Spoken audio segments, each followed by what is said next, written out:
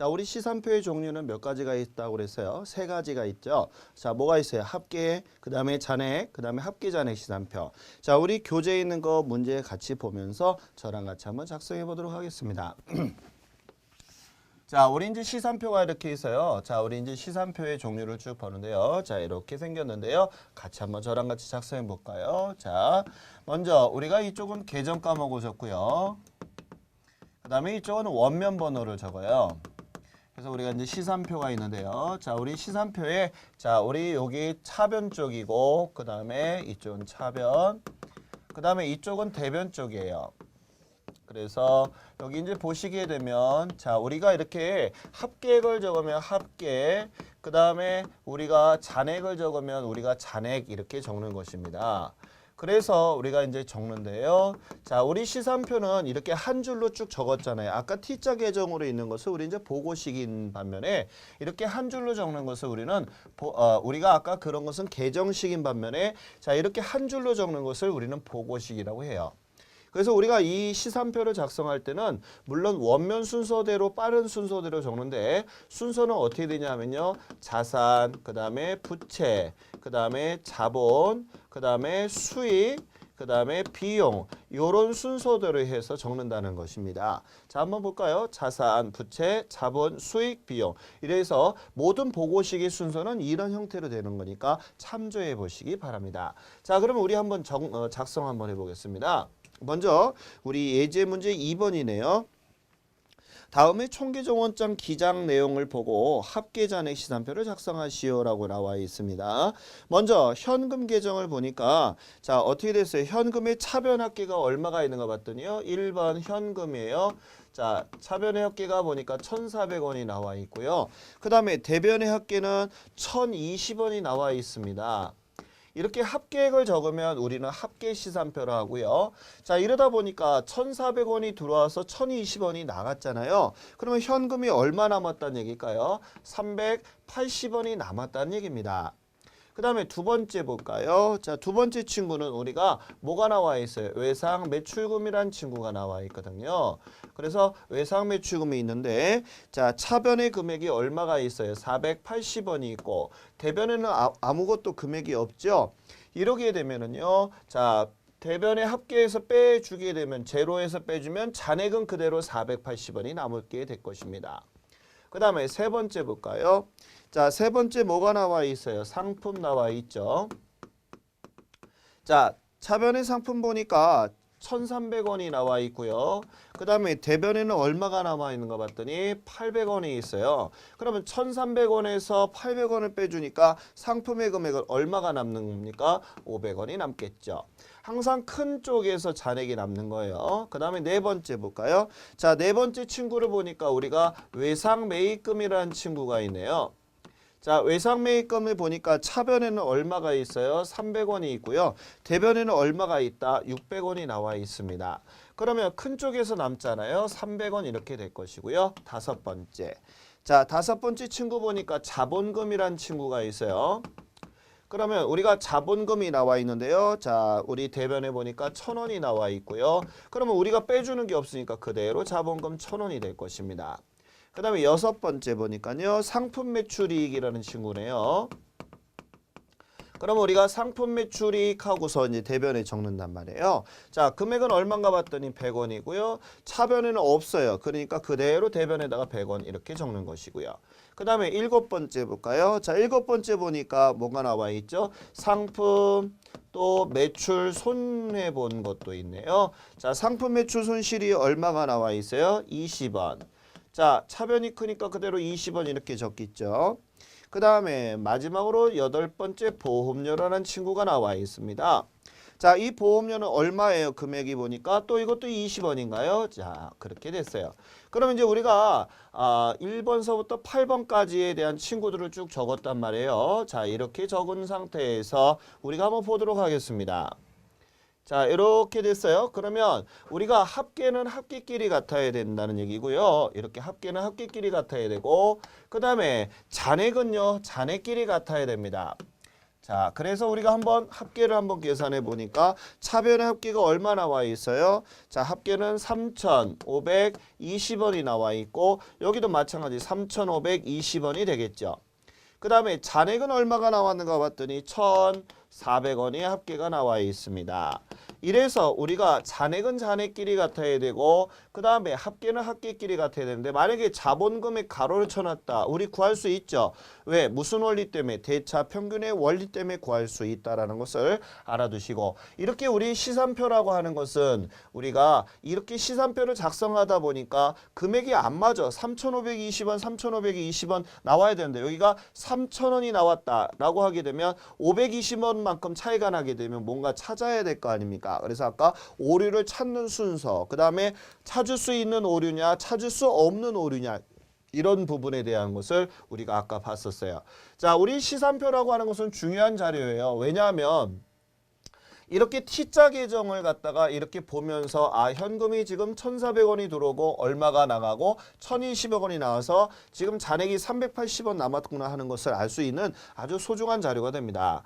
그래서 여기도 외상 매입금도 마찬가지 600원이 우리가 외상으로 매입해서 300원을 갚고 그 다음에 얼마가 남았다? 300원만큼 우리가 외상 매입금을 갚아야 된다는 그런 자료를 한눈에 볼 수 있고 거래 전체를 볼 수 있다는 데 의미를 갖는다는 것을 꼭 좀 알아두시기 바라겠습니다.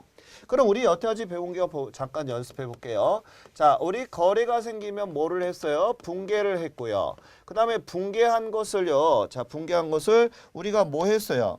자, 붕괴한 것을 우리가 전기하였습니다. 자, 이래서 우리가 전기한 것을 우리가 뭐 작성했냐면요. 시산표라는 것을 작성을 했어요. 그런데 중요한 게 있죠. 이 시산표는 우리가 기말에 작성한다라고 했었어요. 근데 이 기말에 작성할 때 보게 되면 이때 이 시산표를 잠깐만 볼게요. 이 보험료 하나 예를 들어 볼게요. 우리가 보통 일상적인 생활에서 자동차 보험료를 내잖아요. 그러면 우리가 자동차 보험료를 내가 예를 들어서 4월 1일 날 차량을 구입했어요. 그런 차량을 구입함과 동시에 무엇을 가입해야 되냐면 차량 보험료를 내야 되잖아요. 그런데 이 차량 보험료를 언제서부터 내야 돼요? 차 구입한 날서부터 우리가 가입이 되어야 돼요. 만약에 이 보험을 가입을 안 하게 되면 우리가 형사처벌도 받잖아요. 그래서 우리가 제일 중요한 거 차 구입을 하는데 이때 보험료를 우리가 보통 몇 년 분치를 한꺼번에 내죠. 1년 분치를 한꺼번에 내실 거예요. 그럼 언제서부터? 4월 1일서부터 해서 그 다음 연도 3월 31일 것까지. 예를 2009년에 했다면 2010년도 10년도 3월 31일까지가 보험 기간일 것입니다. 그렇죠? 한데 중요한 것은 바로 뭐냐 하면요. 우리는 재무제표를 작성을 할 때 항상 무슨 주의를 지키면서 재무제표를 작성하라고 우리가 배웠느냐면요. 바로 발생주의라는 거예요. 우리가 발생주의라고 하는 뜻은 무슨 뜻이죠? 단기 수익과 단기 비용을 가지고서 재무제표를 작성하는 것인데요. 어때요? 자, 1월 1일서부터 3월 31일 것은 단기분이 아니라 내년 차기분이잖아요. 그럼 순수하게 단기분은 4월 1일서부터 언제까지가 12월 31일 것까지가 단기분일 것입니다. 그러면 이때 차기분에 해당하는 것을 어떻게 해줘야 돼요? 수정을 해줘야 된단 말이에요. 그래서 우리가 이때 우리가 시산표를 하고요. 바로 결산에 무슨 분계가 들어간다? 결산에 수정 분계가 들어가게 됩니다. 그러면 이렇게 결산의 수정 분계를 갖다가 우리가 이제 표로 만드는데요. 이런 표를 우리는 뭐라고 하느냐 하면요. 바로 재고조사표라고 하는 것입니다. 그래서 우리가 재고조사표를 만들어요. 그럼 우리가 이 재고조사표 안에는 어떤 것이 들어가느냐 하면은요. 보통 우리가 재고만 조사하는 게 아니라 기말재고 자산에 대한 평가와 또는 우리가 기말재고 자산이 어떤 것이 남았고 또 내가 보유하고 있는 유가증권이라든지 또는 감가상각, 대손상각, 기타 우리 발생주의를 지키기 위한 우리 결산의 수정분계 즉 발생주의를 지키기 위한 것을 하기 위해서 만드는 표를 재고조사표라고 합니다. 근데 꼭 이 재고조사표는요. 중요한 게 안 만들어도 돼요. 그래서 이것은 선택적이다라고 보는 것입니다. 이것은 꼭 해야 되는 거예요. 강제로 이것은 해야 되겠죠. 시산표는. 한데 이 재고조사표는 해도 되고 안 해도 되는 선택적 사항이라는 것입니다. 자, 이래서 우리가 이제 시산표를 떡하니 만들고 그 다음에 재고조사표에 의해서 결산의 수정분계를 떡하니 했단 말이에요. 그래서 우리가 이제 했는데 자, 결산을 빨리 해서 우리가 법인세를 언제 납부해야 되냐면 3월 1일서부터 시작해서 3월 30일까지는 법인세를 납부해야 되는데 웬만한 중소기업 같은 데는 세금이 어마어마하게 나와요. 근데 그 세금을 내야 되는 그 바로 전날에 가서 사장님 세금이 얼마 내야 되는데요 라고 하게 되면 아마 몇 억씩 싸놓고서 있는 회사들이 그러기 흔치 않을 것입니다. 그래서 어떻게 한다? 자, 우리가 가짜 결산서를 만들게 돼요. 이때 이 가짜 결산서를 우리는 뭐라고 하냐면요. 바로 정산표라고 하는 것입니다. 그래서 이 정산표는요. 우리가 가짜로 거짓 가짜를 써서 어떻게 들어가냐면요. 결산서를 만드는 거예요. 그러니까 우리가 추정에 관련 추정치에 대한 재무제표를 만드는 건데 자 이렇게 하고 나서 우리가 당기 손익이 얼마인지 추정을 하기도 하고 그 다음에 우리가 법인세가 얼마가 나오는지도 이렇게 추정을 한다는 것입니다.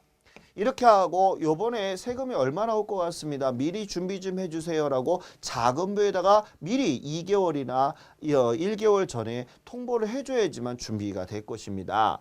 이래서 우리가 가결산서까지 만드는 것을 우리가 거래가 생겨서부터 시작을 해서 어디까지 요 정산표까지 만드는 이 과정을 뭐라고 하냐면요. 결산을 하는 데 있어서의 예비 절차다라고 보는 것입니다. 결산을 하는 데 있어서 준비하는 과정이다라고 보는 것이에요.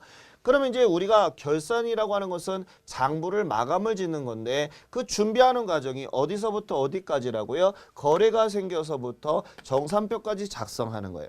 그럼 이제 우리가 결산이라는 것을 들어가는데 이때 결산을 들어가는 것을 결산에 우리가 무슨 절차? 본 절차에 대해서 배워보도록 하겠습니다.